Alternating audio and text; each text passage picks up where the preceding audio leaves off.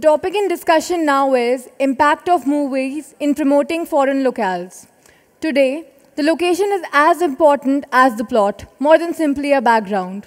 Filmmakers have been spending huge budgets over shooting movies in foreign locales, but there still remains an unexplored part of the world. The panelists will be discussing about various shooting destinations in India and abroad that are yet to be explored by the Indian filmmakers. For this session, the panelists are Roselia Penda, Vice Chairperson, Namibia Film Commission, Namibia; Sachin Jootun, Director, Mauritius Film Department; Natarajan Ramji, Chairman and Managing Director, TMIC; Ivano Fucci, Italian Film Commission, Italy; Thorir Ibsen, Ambassador of India, Iceland; and Pierre, Laburth, French Embassy, France. Now I request Mr. Aashish Singh, Vice President Productions, Yashraj Films, to come up on the stage and commence the session. Can we have a huge round of applause, please? Good evening, everybody. Can we have the esteemed panelists, please, on the stage? This is a very important topic and something that has been neglected all these years.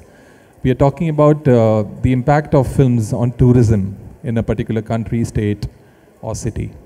While there has been a lot of research that has been done in Hollywood regarding this, there's very little data that we have in India with numbers. I mean, we know about the films that Mr. Yash Chopra shot in Switzerland and the impact of tourism on that. We know recently Zindagi Na Mile Dobara shot in Spain and the impact of tourism that went up by 30% is what I've been told. But we don't have any hard data to support it. What I'll share with you very briefly are some numbers that have been tabulated in Hollywood. And this really shows you the number of people that go, that add up to the destination, and the amount of money that comes into the economy.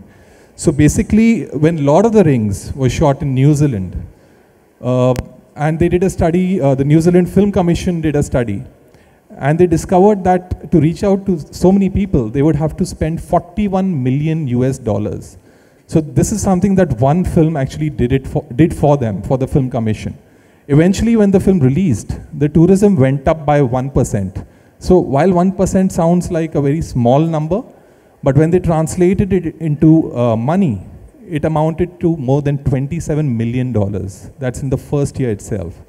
And these are just numbers about, that add up in terms of money adding up in the economy. But there are smaller things that happen. So when a film like 4 Weddings and a Funeral was shot in a hotel in UK, the entire hotel was booked for 3 years after the release of the film. When a film called Beach was shot in Thailand, the numbers of the youngsters going to that location went up by 22% year on year. So there are umpteen examples to prove, and I can just go on and on. There's so much data in my hand, but I don't want to bore you with that, because we have a lot of distinguished people sitting over here from all over the world, and we are very lucky and thankful that they've taken out time and come and met us to share their experiences and to discuss what they have in mind with India and otherwise. What I'll do is, I'll have to ask one question each to each one of them, and then we can open the house for any question and answers that you want to ask them. My first question is to His Excellency, the Ambassador of Iceland, who is here with us. And sir, we had a big Bollywood film, Dilwale, that was shot in Iceland last year. And everybody must have seen the song and the beautiful locations, and Mr. Shah Rukh Khan and Kajol and our superstars, they've come back and you see it on screen, it looks so wonderful. So what is the impact? I mean, I know Iceland is a very small country, and I believe the population is only around 300,000.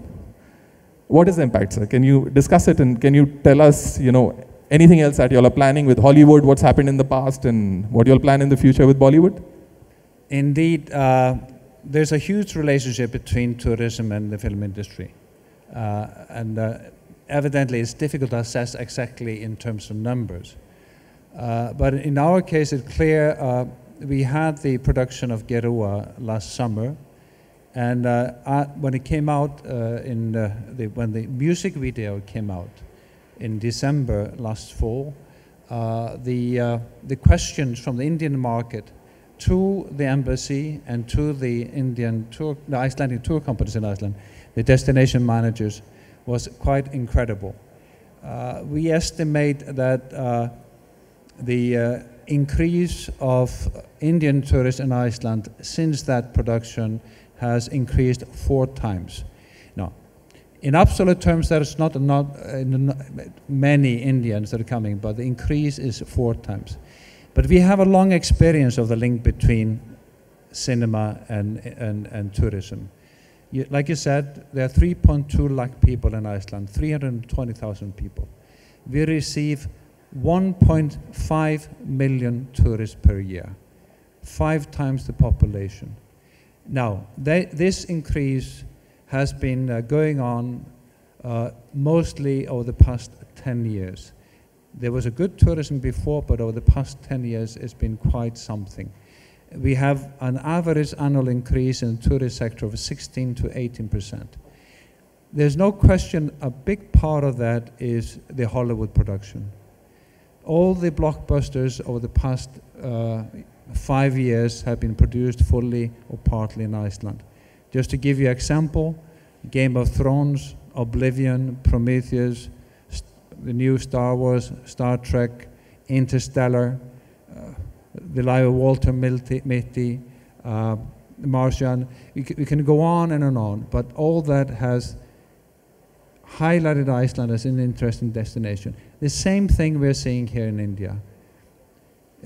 4 regional movies have been produced in Iceland, and we can see exactly from where the tourists are coming according to where the productions are coming. And no question about it, Geroa came out. It is receiving 116 million hits on YouTube. Now, we don't want all of them to come at the same time to Iceland, but it is definitely increasing the number of tourists from India. Thank you. Thanks a lot. So, I mean, 116 million hits on YouTube for a country that has just 300,000 local people. So that speaks volumes about the number of people who are excited or have seen Iceland in that song. You know, so these are things that finally translate into numbers, and then people are so aspirational, they want to go where their superstars have been, you know, and so that's the reason why the tourism goes up. My next guest here is from Namibia, and I would like to speak to Roselia. And Namibia is a small country just very close to South Africa. I've had the privilege of shooting Dhoom 2 over there. And we had such a wonderful experience, you know, and I would like to thank the Namibian Film Commission and everybody in Namibia for making it happen. It was I mean, if you remember Dhoom 2, it was the train sequence of Hrithik jumping on a train and, you know, the action that happens around the train. To be very honest, we tried doing it in Rajasthan, we tried doing it all over the world, but we just didn't get a train close to a dune that could, you know, help us execute such a nice action sequence. And so Namibia was a small country. We were not aware about Namibia. We got in touch with a company called Namib Films that had handled a lot of international projects earlier. And they ensured that the shooting went flawless. Do you have a presentation, ma'am? Do you want to show the audience something about Namibia first and then talk about it? For inviting me to this panel. I think the idea was that we present something and then we show a location package, sure. And then after that questions comes. But what I can say now is that Namibia is really not a small country. It's actually a big country with a very small population of 2.3 million people. But the country itself is vast, but also diverse. After Mad Max, we just concluded The Mummy there. They just left, and another one we left it on going through the processes. So, when it comes to routes, it opened up the routes, because normally everybody who wants to go to Namibia used to go through South Africa. But now we just finished the agreement with Qatar Airways, and they started the 1st of September, and we are hoping Emirates will follow. So those are some of the spin-off after all those across borders, 10,000 BC, the Flight of the Phoenix, all of those were done in Namibia, and then finally Mad Max. So Mad Max, I think, was the pinnacle.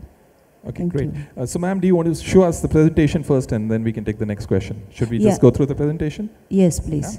Yeah? Can you play the presentation, please, the Namibia presentation? Thank you very much. My name is Anna Shivute. I'm going to run you through the 5 minutes presentation. It's basically just what Namibia as a destination can offer foreign productions. The Namibia Film Commission, which is it's a government commission, which is basically in charge of developing and marketing the country. It was established in 2000 through an act of parliament. It has been operational since 2004. I think I'll just run through very fast for time. And it has a dual mandate, which is to develop the local industry as well as aggressively market Namibia as a preferred film destination. The mission of the Commission is to create a conducive environment that develops a vibrant, sustainable film industry nationally. And then we go to the vision. The vision is to have a film industry of excellence that reflects Namibian cultural diversity and contributes meaningfully to national development, my apologies. The objective is to support, encourage, and promote the development of film production, the film industry, then film marketing through the Film and Video Development Fund, both locally and internationally. That is Namibia. It's not very clear, but I'm sure you can you have a clue. We border Angola, North Botswana in the east, and then South Africa in the south. And then the Atlantic Ocean. This is Namibia in the whole map of Africa. It is a sub-Saharan country. It has over 824 square kilometers, so it's quite big. It has a population of 2.3 million. And it's a peaceful democratic state since 1990. It has diverse cultures and abundant wildlife species. I should say that about 42% of the natural land is under conservation. The Hollywood and blockbusters that were filmed in Namibia, it is characterized by diverse landscapes.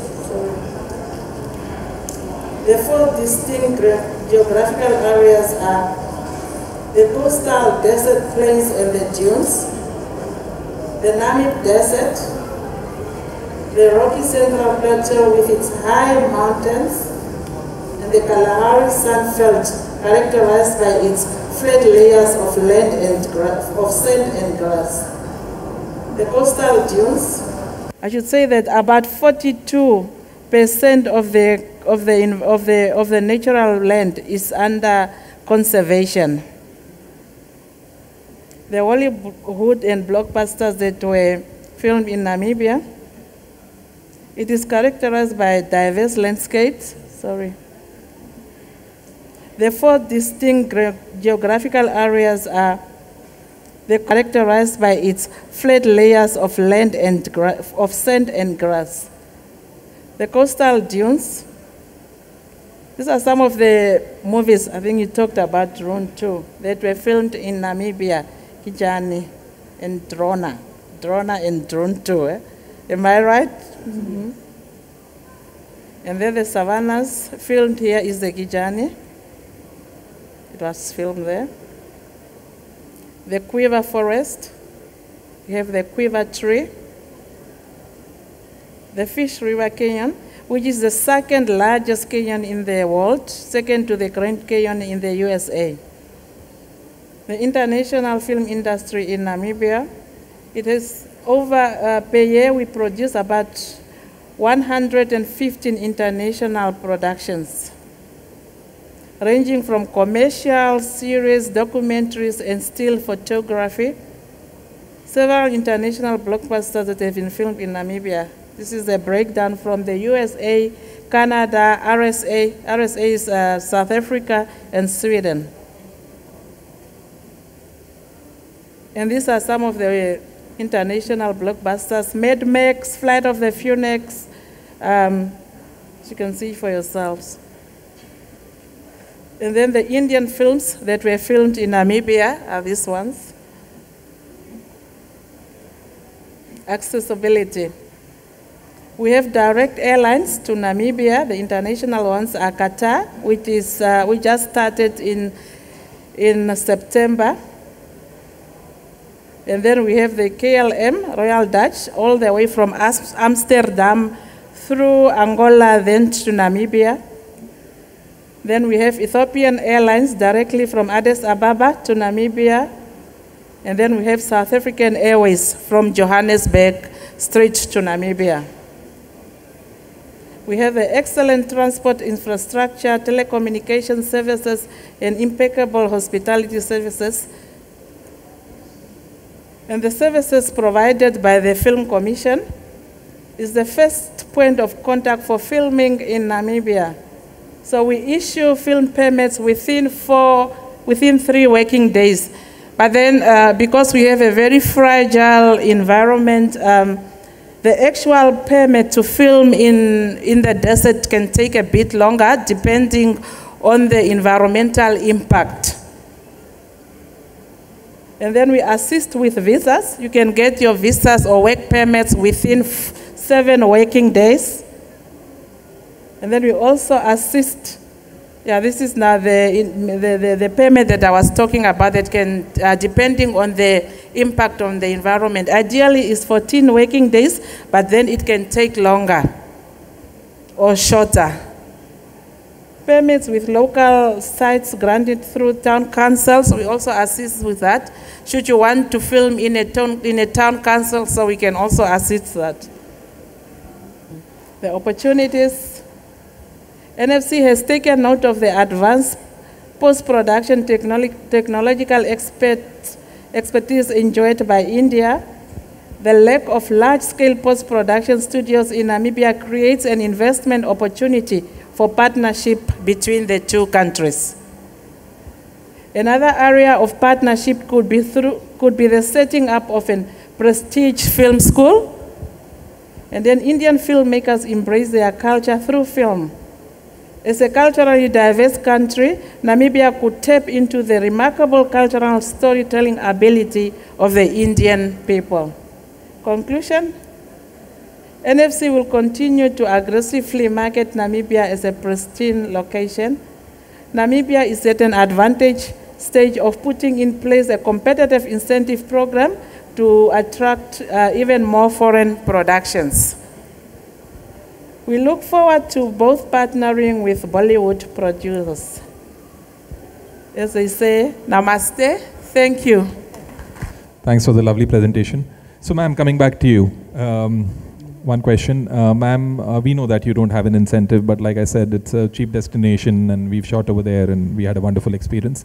What are you doing to, because Namibia is a place that usually is not in the radar of, most of the producers for whatever reason. I mean, nothing wrong with Namibia, but it's just that they're used to Thailand and, some other countries that are closer. What are you doing to, from your side, to approach producers, to come and shoot in Namibia? Basically, we try to market the country as a film and a tourism destination at the same time as one package. But what we do mostly aggressively is we have put the tools in place. We didn't have a location package. We have one now, and we have it in all formats. Our website has been updated. We have loaded all the location packages there, as well as the film requirements on there. But what we do most is we attend festivals and events, as well as platforms, especially investment platforms. We have in Namibia in November, from the 7th to the 10th, we have an international investment forum or summit, which will take place. And NFC or Namibia Film Commission will prominently exhibit what type of services investors could expect from us. And from a research point of view, what we do is we have a quarterly review on the prospect in terms of what investors could expect from Namibia in terms of film and tourism. So those are just some of the things we kind of aggressively do, because the problem in some of our countries, especially Namibia, is that we lack data. And that is one thing which is really putting us back. So we are aggressively trying to get that, but also from the government side, we are trying to make the government invest more in filmmaking, but on that one, it's more of a structural improvement or development where we are creating a new institution, which is not a commission, but a body overally to take care of all film investment as well as filmmaking. Thank you, ma'am. So here you have a country which I just discovered is quite big, but with a lesser population. Sorry, I stand corrected. But so they're doing a lot just to woo producers, and there's a reason, because they understand the value of a film coming into their country and shooting and the impact it has on tourism and the economy and the other things that follow post that. In fact, this is something that even the biggest of countries have understood. I mean, by biggest I mean countries that are visited by the maximum number of people. So whether it's UK, London, or Paris, France, I mean, they have incentives in place to woo producers. So since I'm talking about France, I'll come to Pierre. Yeah, Pierre, we recently shot our film Befikre in Paris and around France. And probably as an international producer, it was the longest shoot in France, and this is something that the Honorable President of France acknowledged, which we are very thankful to. So this was the shooting aspect, and till now we were talking about the shooting of the films in a particular country. What will you do beyond that to market the place in terms of when Befikre releases or any other film that's been shot in France releases? What will you do, the extra step, the extra mile that you will walk to promote the destination as well as the film, which will result in many more other producers coming and shooting their films over there? I think it all comes hand to hand, it's like, of course we are promoting shooting in France, we're improving at incentive, tax, rebate. But with Befikre, it's true that it's for the first time it's a very long shoot in France, and what's great that the city of Paris, for instance, is really putting a lot of effort into it. So that's why we're trying to promote beyond the shoot and continue to accompany you to promote the film here, but also in France or internationally. So we're planning something hopefully very soon in Paris for this launch, and that's why. So we want to come as a package. Like you come, you know Paris, you know France. We're trying to get more people to know the rest of France too. So preparing some shooting, scouting locations in all over France. We're also improving visa because it can be an issue. Now it's became more and more simpler and simpler. And we are trying to involve the tourism boards all over France so they can help you when you shoot, but also after, for instance, in Corsica, then after Tamasha was a big success. I mean, Corsica was not well known in the world, but not well known in India at all. And we saw a rise of tourists from India in Corsica. And the tourism board there is trying to build on it, creating some tours for locations where the movie was shot. So there's a lot of, it's getting structured right now, so we are here to improve that, to put in relationship like producers, the film commission in France, line producers in France, co-producers in France, hopefully, and then the tourism boards to improve on that, to build on that. Okay, thanks, Pierre. So basically, what they are doing for Corsica is something that London has done with Harry Potter in the past, and some of the Indian tour operators have done in Switzerland. They had a honeymoon package based on the films that Mr. Yash Chopra had shot in Switzerland, and they used to take the couple to those locations. They had cutouts of Mr. Shah Rukh Khan and Kajol and used to let them have a photo op. So these are very good ways of promoting the destination post the release of the film. So every destination should have, it's just not the first year that you talk about when the film releases. You should be talking about the destination 10 years later, and hopefully more films would have followed in various languages, across the board and shot over there, and you get to see the destination again and again through the eyes of a new DOP, new actors, new script. So it's so important to continue, and thanks a lot for that. My next question is to Mauritius, and Sachin is here from Mauritius. And Mauritius is a destination that, I mean, at least when I've grown up in the 80s and 90s, and I've seen umpteen Bollywood films, you know, being shot in Mauritius, and you know, I mean, I still remember Agnipath and you know all those films with Mr. Govinda and Mr. Bachchan. How are you all evolving it? In the sense, I know there was a time when there was a lull, because for various reasons, this also happens. This is something everybody knows. When a destination gets overexposed, they have to find newer ways to woo the producer to come back. So Mauritius is beautiful. Nothing has changed. It's a beautiful destination. We all know about it. But after a point, you know, people say, oh, you know what, you've seen it in many films. But there is a challenge. And that is where, you know, I think you guys have come up and, you know, upped your ante and, you know, upped the game. And can you share it with the audience, you know, what all you all are doing? Thank you, Aashish. Thank you for this interaction. Good evening, everyone. Mauritius is now becoming more aggressive to promote filmmakers to Mauritius. We have increased our rebate scheme up to 40%. And you know, Mauritius is a paradise in the world, and it's also a honeymoon for makers for everyone. So we had Breakup Guru shot in Mauritius, a production from China, which increased tourists from China to Mauritius, and it was a blockbuster in China. Like Kuch Kuch Hota Hai was shot in Mauritius. Shaukin, we have Trouble in Tropics from Germany, and lots of movies coming to Mauritius. I believe there's a Hollywood film that's coming to Mauritius now. We'll have very shortly a Hollywood film will be shot in Mauritius 100% with all the VFX and everything. And so that we are here to promote Mauritius as your next destination. And we know that Mauritius was overexposed in the 90s, so they move a bit away. But now the MTPA, Mauritius Tourism Authorities, is giving also film-induced rebate. That is a finance producers projects according to the script and what impact it will be on tourism. We are also training our technician so that when a crew comes, it comes with a minimum technician, and they got the maximum here in Mauritius, so that they cut the cost. And also we have experienced technician in Mauritius, so that they can also develop the local cinema in Mauritius.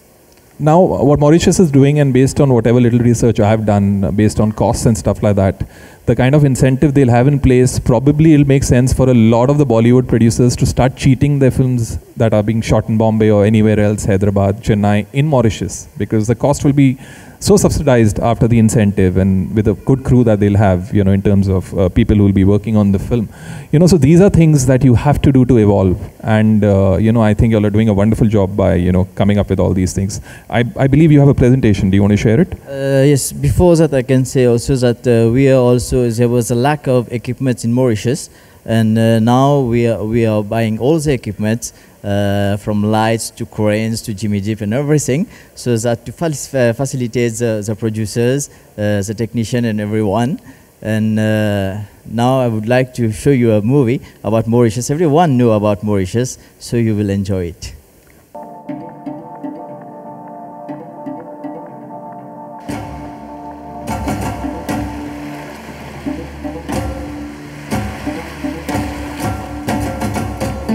Mauritius, it's a pleasure, not just a destination.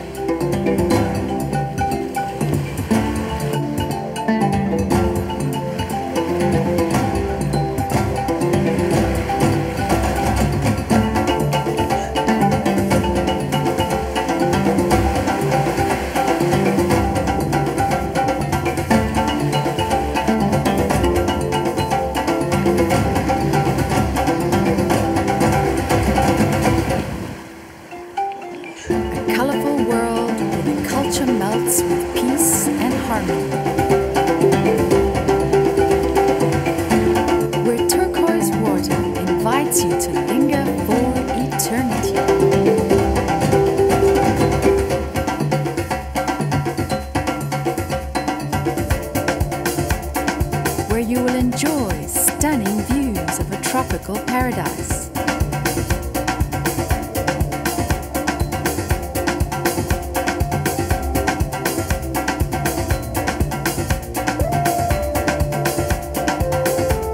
In the silence of an oasis of tranquility.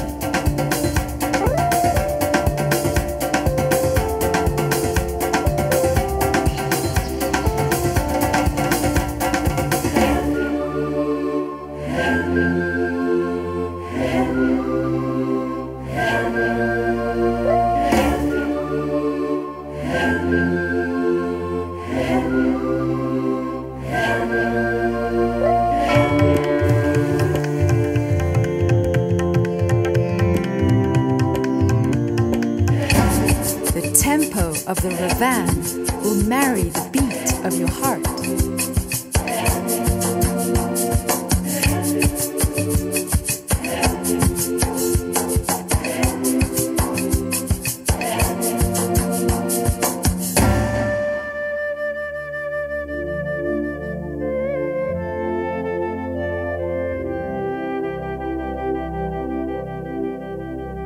An island that will surprise and charm you. Its people, its cuisine, its authenticity, its values. The contrast of a multitude of colors and tastes.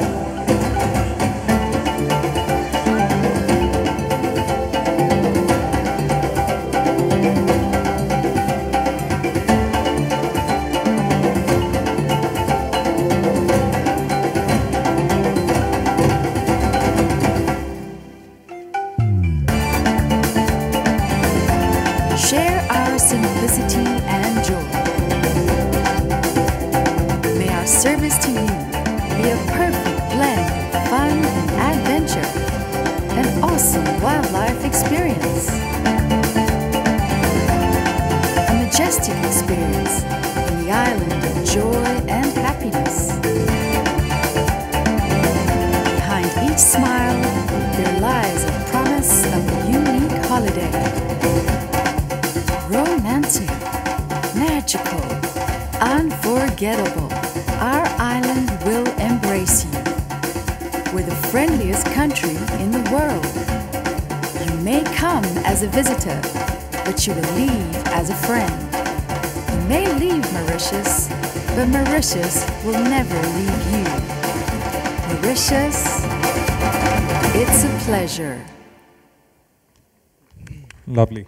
Yeah, so this speaks volumes. I mean, see this beautiful country and see what all they're doing to woo producers, you know, and films from India. There is a reason, I mean, and they know best. I mean, nobody just gives an incentive or money back for nothing. I mean, they see the value and that's why they give it back.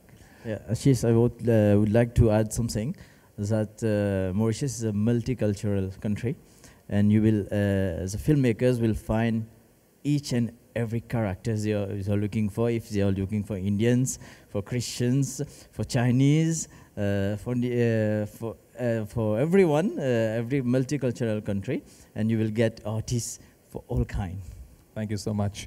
So moving on from Mauritius, I'll move on to Ivano. Okay, Ivano is from Italy, and Italy we all know again is beautiful, supposedly a little expensive. But again, they're finding ways to, you know, woo producers from India and everywhere in the world. We've shot Bachna Scene over there, and we had a wonderful experience of shooting in Italy. We got a lot of support from the trade ENIT, which is a trade organization in India from Italy. Ivano, how are you facing the challenge of, you know, so many beautiful countries, incentives, and you are based in Europe, and the euro is high, you know, and so how do you, you know, compete with other countries? I know Italy is beautiful, so I'm not doubting that, you know, but tell us ways that you're finding, you know, to compete. Thank you, Aashish. Hello, everyone. And yeah, Italy is unfortunately a little expensive, but the country is, of course, extremely beautiful, and we have different locations that go from mountains to seas and beautiful art cities, and especially what we have is a long history, and that's where we are trying to work on, because we believe that in the future, more and more, we would like to co-produce films with Indian producers, and not just getting films coming to Italy and shoot part of the films, or deciding that this is, you know, part of a film shot in India and we shoot it in Italy or somewhere else. And we would love to work on stories, like stories that are also from our heritage. And you know, in many books, and especially in one, Shantaram, which was written about India, the author says that the Indians are the Italians of Asia and the Italians are the Indians of Europe, which is extremely true, because we believe a lot in religion, and also in Italy it's the same thing. So we have lots of stories from gods and saints and you know, priests and people who have given good to others.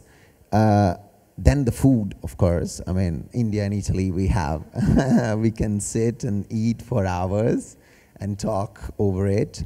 So even there, you know, the food is another big theme where lots of writers and directors can find good stories where Italy can be part of the film and not just, you know, the backdrop of what you're shooting. So what we are working on as a company and also as Italian Film Commissions is to understand where are the stories and to try to match with our stories, or on the other side, getting here some writers who have some stories, who have some ideas, maybe based also on our heritage, on our history, and getting together with Indian writers and Indian directors to try to combine what is best here and what is best there to make a film which is unique and it's shot in two beautiful places, for example.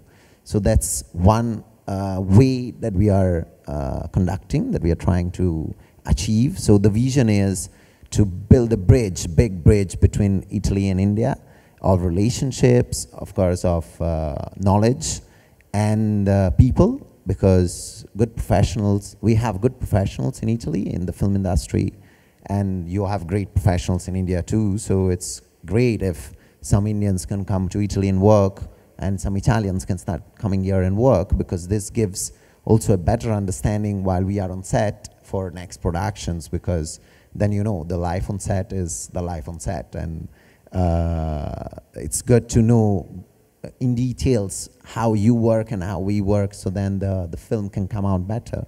And lastly, I would say the future is also in distribution, like distributing Indian contents in Italy and distributing Italian contents in India, especially through the digital distributors, which are big players in India. Especially in Italy, we don't have so many, but in India it's a big market. And we believe also the knowledge of what we are shooting and what we are making of here, and at the same time of what you make in Italy, would make us understand each other more. And in the future, with the government, with lots of other players involved, Italy can become more and more a natural place where you just think, oh, okay, I can shoot in Italy, it's easy. So that's our main objective, yeah. He's talking about an incentive that they have in place, and he's talking about, Ivano's talking about creative collaboration, which is very important, you know, in filmmaking, and which you can find ways to cut your costs and, you know, make it like a very nice shooting experience creatively. Yeah, in fact, one good tool that we have from the Italian government is a 20% tax rebate, which comes to the producers immediately after the shoot, let's say after 15, 20 days, after checking up all the accounts and whatever you spent in Italy. So on that, we are like, it's growing a lot, the number of films that we are shooting from all over the world. And so the rebates is working very well. It's of course not on above the line cost, but only below the line cost. So whatever you shoot in Italy and whatever are the expenditures, you can get back almost on all the costs. Almost all the costs are eligible, and you get 20% back from the producers. So the producers is the one who gives back the money if everything is in place and everything is... Great, that really helps. Lastly, I'd like to move on to Mr. Ramji. A little about Mr. Ramji. He's a veteran of the industry. He's been around for more than 30 years. He shot in more than 65 countries, is what I've been told. and he shot more than 1,000 films. You know, so Ramji mainly coordinates through his travel offices and, you know, through his knowledge, and he connects South Indian producers, Bollywood producers, name it, producers from anywhere in India with various countries in the world. And that's the reason why he holds this record of maximum shootings, you know, by an Indian across the world. Ramji, my question to you is, I mean, obviously you've shot in so many countries and you're aware of all the good, bad, whatever, from a Bollywood or a Indian producer's point of view. What is the difference in the mindset of, say, a producer from Bombay or from Chennai or from Hyderabad or from Calcutta? It must be a little tough to, you know, kind of get into the minds and do and please both sides. Thank you for having me here. Yes, you can categorize the industry into two segments, Bollywood and rest of India. So that's how the categorization works. I have worked in big Bollywood productions and very small South Indian productions, where you will find that South Indian films go to the maximum locations because they're very lean and mean. Most of our time, in 90s, for example, we used to run the shoot with just 20-25 people. And we used to, when India opened up from a socialist point of view, in Narasimha Rao's government, in 95, we used to have almost like 50 productions going out for filming. And it used to be like back-to-back, Switzerland, and once we were running short on even locations when it came to November, December, January. So I packed my bags and went to New Zealand, and then it was Switzerland, New Zealand, New Zealand, Switzerland. Like, you know, back. We used to, we ended up doing around 300 films in Switzerland and about 150 in New Zealand. Then after that, what happens is when a Bollywood shoot, when we did right now Dilwale, we shot for about 80 days and we had a crew strength of almost 150 people. So it's a big quantum jump between 30 and 150. And the next big production which is coming out next month, which we handled the entire production, was Shivaya, Ajay Devgan's, which had 120, which they said, no, we're cutting down, we want to keep it low. So even the biggest South Indian production we handled was Bahubali, where at any given point of time, it was no more than 60. So as you see, you're leaner, you're more agile, you're able to cover more ground. See, when you have a larger troop, invariably you slow down. So this would be my, but what we are doing now is, to stay relevant, even after 30 years being in business, is I have to keep upgrading myself every day. Now we have come to the point where we are moving in major action sequences out of India, which we are now doing it in Eastern Europe, basically Bulgaria, Serbia, Macedonia, and we have gone to the extent that we have started cheating India. We started by doing cheating where it was impossible for Indian filmmakers to go and film in mountains, Kashmir or Himalayas, Ladakh, Leh. We started doing that in Bulgaria, in Serbia. Now we have even started cheating Indian cities. The next production coming out next month, we have a whole sequence which is supposed to happen in Bangalore. You is a person who's had the experience of shooting across various languages, various budgets, various countries, 30 years. Awesome. I think we're running short on time, and I think we've done a one-on-one. Is there anybody from the audience that would like to ask questions? My question is to Mr. Ramji. In South Indian filmmakers like Shankar or K.V. Anand, they constantly, through their films, explore new virgin location for first time in Indian film industry. So you have worked with them. So they don't care for budget or the incentive the country they gave. They were keen more on virgin location. So what are the challenges you face with them? I had the good fortune of working with Shankar on all those films, right from Indian, Hindustani, until Robo. Well, Shankar's philosophy is that he's the first, only one question he puts to me, Ramji, nobody should have put their camera there. That should be the location. And then it's up to me, for example, I have to show 40 locations, and he will scale it down to 4. But in the meanwhile, he will select 20, and he'll say, we must go to all the 20. And out of the 20, they will start pruning it down. That's how we did Robo in Machu Picchu, Peru, and in Brazil. And one of the films we did was entirely in China in about 20 locations for I. And now, I mean, this is our job, and recently we even filmed in Bolivia. You know, it is another for Sarai Nodu. Yeah, no questions. You have such beautiful representatives of such beautiful countries. No questions. We're line producers in France, and one thing I wanted to say about Europe is that we always have in mind that it's complicated, it's expensive, and etc., etc. But what I wanted to say is the anticipation is extremely important in working European destinations.